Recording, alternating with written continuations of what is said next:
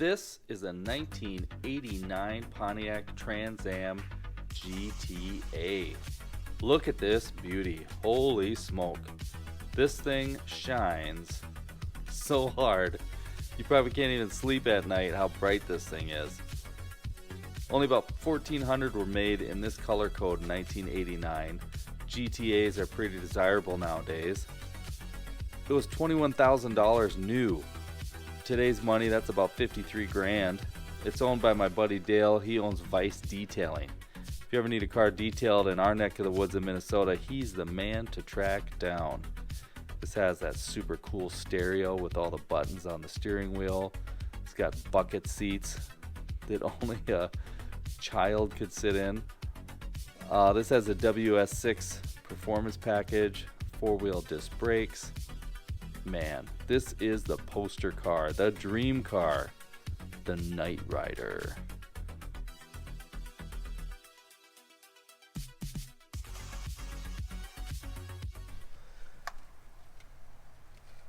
So this is 5.7 with the Corvette tune port intake. Did these make the same power as a Corvette? I don't think it was quite that much, no. Close. I like these though. They were sweet. We would go street racing back in the day, and a guy had one of these cars and would just destroy me every time. I would have a Mustang and he would. They were just so fast. So what are you trying to get at down there? This is the oxygen sensor. You've just had this car. What did you do to the motor recently? New head gasket, top end polished, new plugs, wires, fluids. All the tune-up stuff. All the tune-up stuff. All the tune-up. What made you decide you want one of these cars? Like, do you have a memory when you were younger, or? The first one I ever saw had the digital dash. Oh. Like Knight Rider.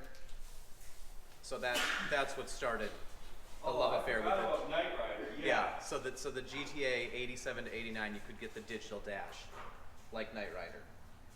But this one does not have the digital dash, unfortunately. But this has got some sweet stuff. Did you see this steering wheel? This steering wheel has all these radio controls. It is so pretty. The rims.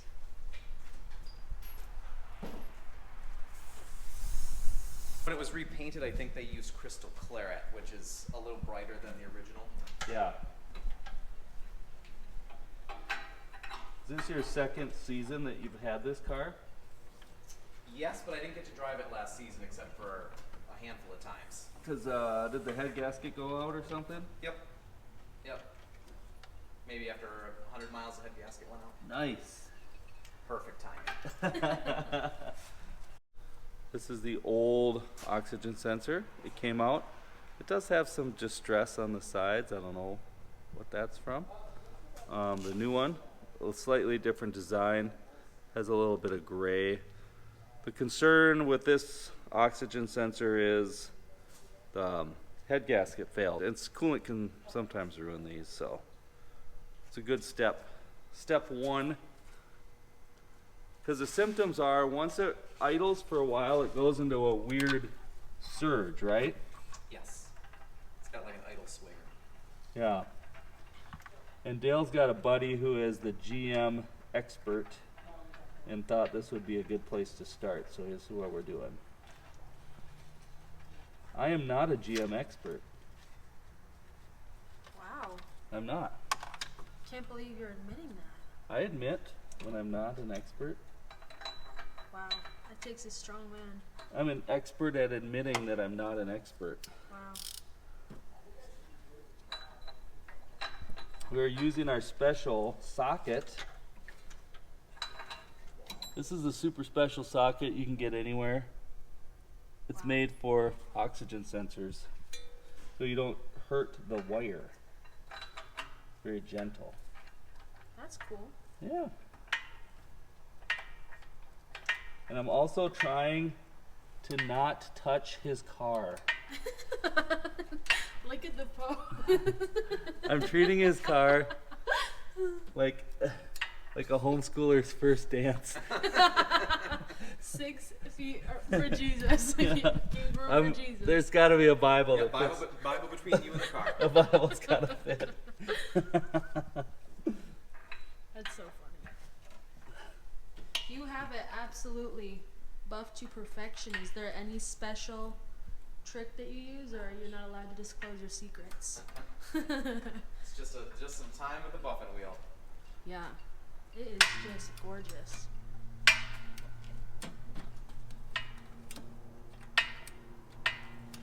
Sorry, it's such close quarters in there. No. Let's see. It went in a couple times and then it got tight on me. Huh.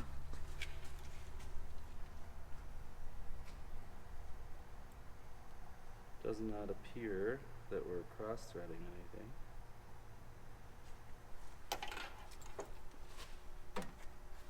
Let's clean these threads.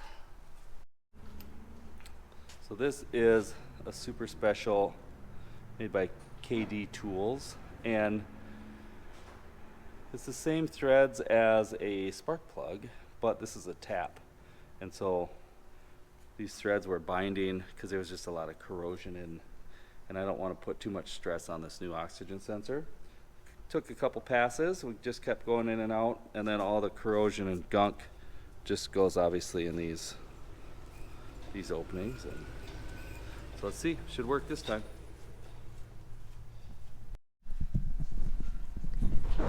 Well, these Trans Ams are totally different than Mustangs underneath. So a Mustang has rack and pinion steering. These Trans Ams are more like a truck style. It has like a steering gearbox, like a truck, and then it has all these like kind of idler arms and stuff. That's really interesting. It's got coil springs in the front like a Mustang. And it looks nice under here. Was this car a local or a southern car? Local. Really? Well, Minnesota, a lot of times they don't drive them in the winter, so you can luck out that way a little bit because it's not rusty. And then the Mustang has a totally different exhaust design too. So the Mustang has tubular headers and true dual exhaust. This Trans Am has more like cast iron exhaust manifolds, and then the pipe comes down and then it grabs the second. Somebody's put upgraded exhaust on here. These are big pipes.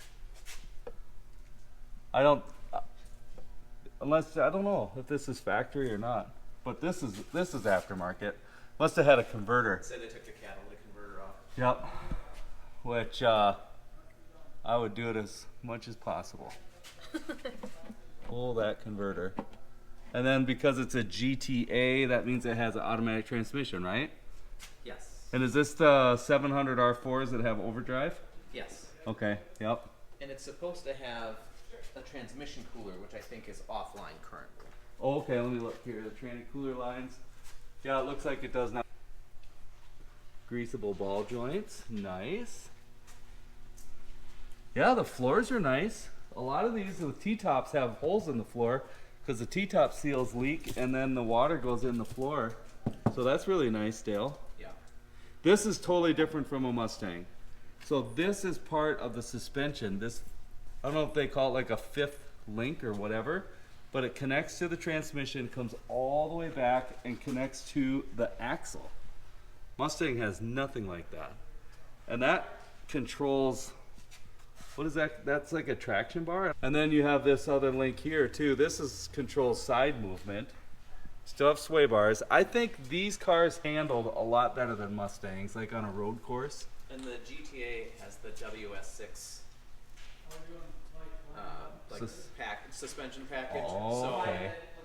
So that had to be, well, and you got rear disc brakes.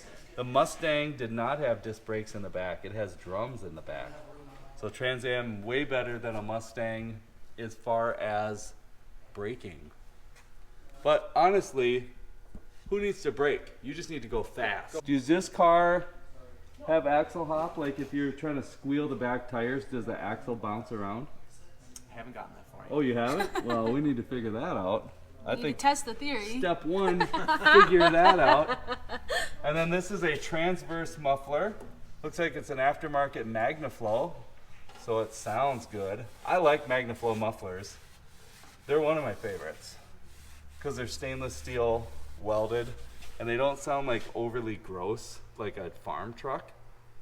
And these are big pipes too. Nice. It's clean. It's not rusty at all. No. Did you do a lot of looking underneath it before you bought it? I looked 0% underneath it before I bought it. Really?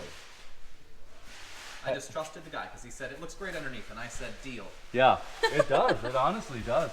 Because it was parked in a gravel driveway, and I couldn't slide underneath it on the gravel. Was it at a trailer park? It basically. Yes. Trans Ams always end up in trailer parks. But we're bringing it back. Yeah, but I mean, there's nothing negative. Trailer parks are great. If they didn't have trailer parks, we wouldn't have Trans Ams. Or old 78 F-150s. Or possibly Camaros. That's true. Exactly.